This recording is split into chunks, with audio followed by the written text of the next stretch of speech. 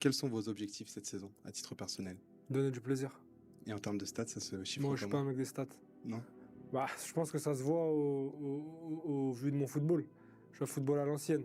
Et à l'ancienne, on regardait pas les stats. Je suis de l'école de George Weah. Je suis de l'école de Roberto Baggio.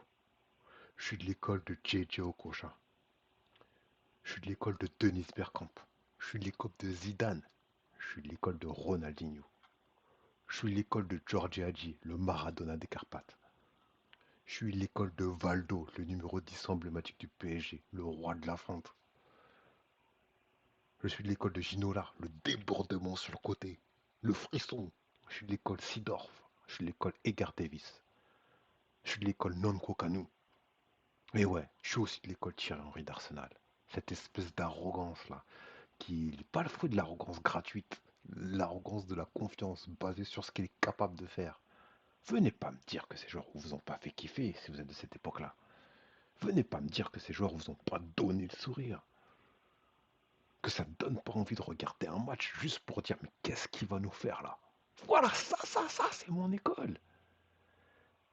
Et ces joueurs-là, ils finissent pas nécessairement meilleurs buteurs ou meilleurs passeurs, même s'ils ont atteint certaines fois, mais ils illuminent le jeu. C'est le genre de joueur qui te fait regarder 90 minutes parce que tu sais jamais ce qu'il va inventer avec le ballon. Et moi, c'est ça qui me fait aimer le football. C'est l'équilibre parfait entre le résultat et le spectacle. Je vous le dis tout de suite. Je dis pas que j'ai raison, je dis pas que vous avez tort si vous êtes de l'autre école. Je dis juste que ça, c'est mon école. Et quand on est de cette école-là, aujourd'hui, on a peur sur ce que devient le football depuis quelques années. Aujourd'hui, les débats se résument à combien de buts, combien de passes décisives. Et si tu n'as pas ces chiffres-là, et que tu es un bon joueur, on te classe vite, va. Oui, mais. Et moi, ça me pose une vraie question. Est-ce qu'on n'est pas depuis plusieurs années en train de transformer le foot en un sport où seul ce qui compte, compte? J'aurais dû être rappeur. Ce qui compte, compte. Bref. Parce que là, on n'est pas dans le j'aime ce joueur, j'aime pas ce joueur. On est dans deux visions du foot qui s'affrontent. On est dans deux écoles. Et c'est ce qu'on va parler aujourd'hui. Bienvenue sur Entrepôt FC. Allez, on y va.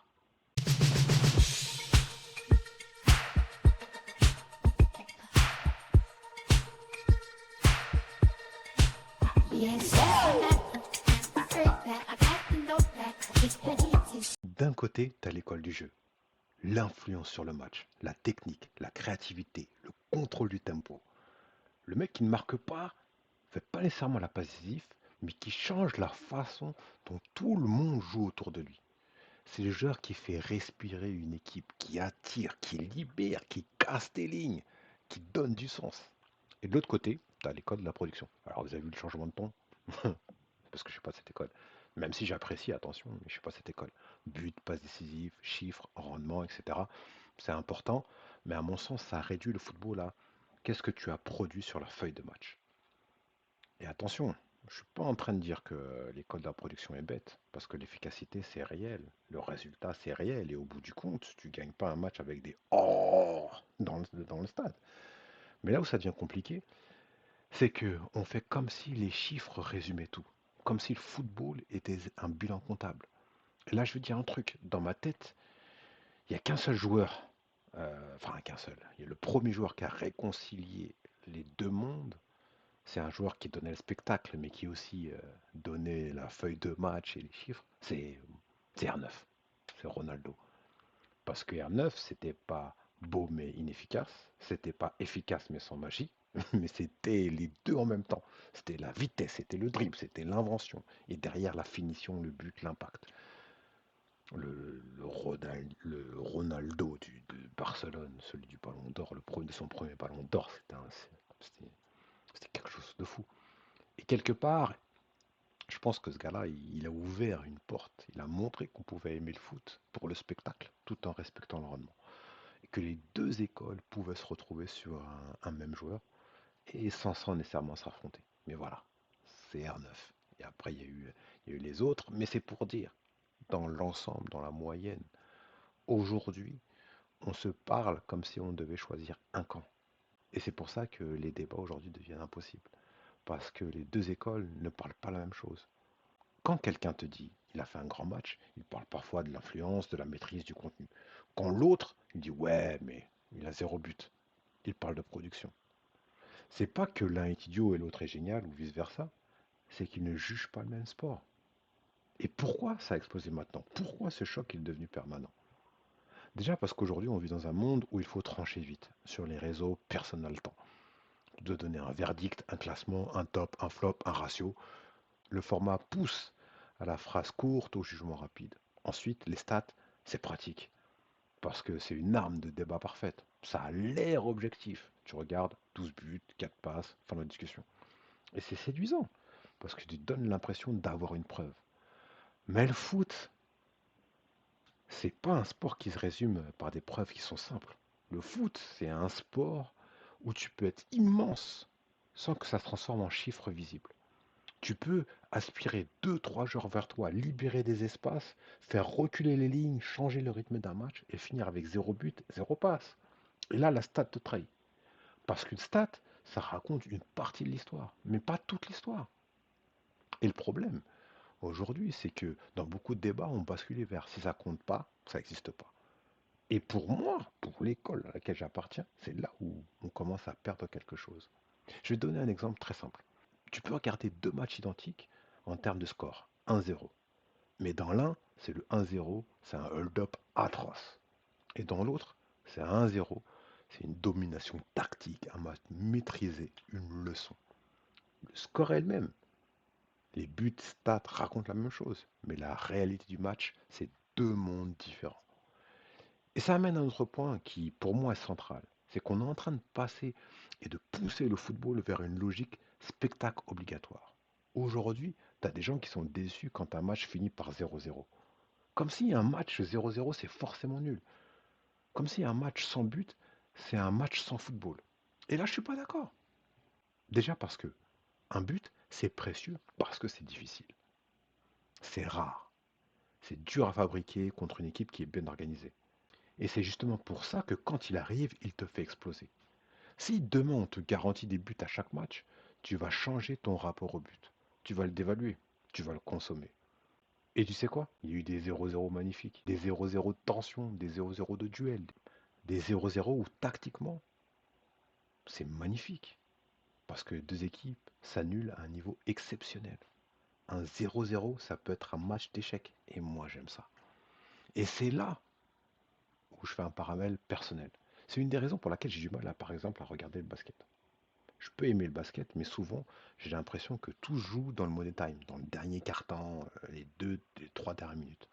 Les paniers tombent tellement que la vraie vision ou la vraie tension arrive dans les 3 ou 4 dernières minutes. Et si c'est pas serré, bah tu le savais avant, au troisième quart-temps par exemple, tu sais déjà. Le football, c'est l'inverse. C'est la tension qui peut être partout, tout le temps. Parce qu'un but peut tomber à la 8e, à la 72e, à la 93e. Tu peux mener 2-0 à la 80e et perdre ton match 3-2. Et ça change tout. Et c'est cette rareté qui rend le sport magnifique. Mais aujourd'hui, il y a une forme, enfin aujourd'hui, ça a commencé il y a plusieurs années, il y a une forme d'américanisation du football. Plus de shows, plus de contenu, plus de chiffres, plus de produits. Et quand tu mets ça ensemble avec la culture des réseaux, tu obtiens un truc. On juge le football comme une industrie de performance mesurable. Et qu'est-ce qui se passe? Ben, on commence à punir certains profils. Parce que si tu regardes le football uniquement par le prisme des chiffres, tu punis qui? Bah, tu punis le joueur qui prend des risques, tu punis le dribbleur, tu punis le créateur. Je suis convaincu que ce changement de mentalité a contribué à tuer le numéro 10, qui tente les passes impossibles.